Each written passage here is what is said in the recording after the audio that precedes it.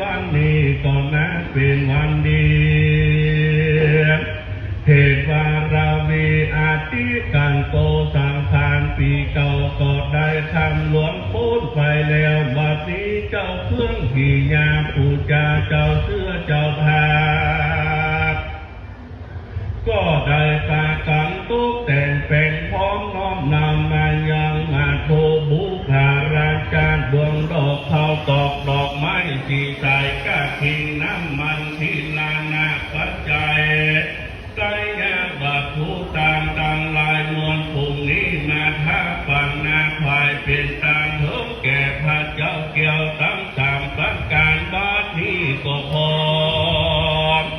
ข้าเจ้าเกี่ยวตั้งสามประการจุงนี้ธรรมะเมตตาการติกาหาเอาอย่างเครื่องขีญาปูจาปาติสีสายน้ำมัน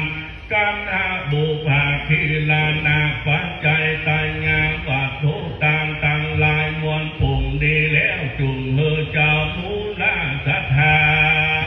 เจ้าเชื่อเจ้าพาตังลายเฮอได้พ้นจากองค์ปันตาวักกังบนอุนทางลายตั้งลายคือว่าขอบนางต่างไตข้อปีข้อเดือนข้อวันข้อยามตั้งลาย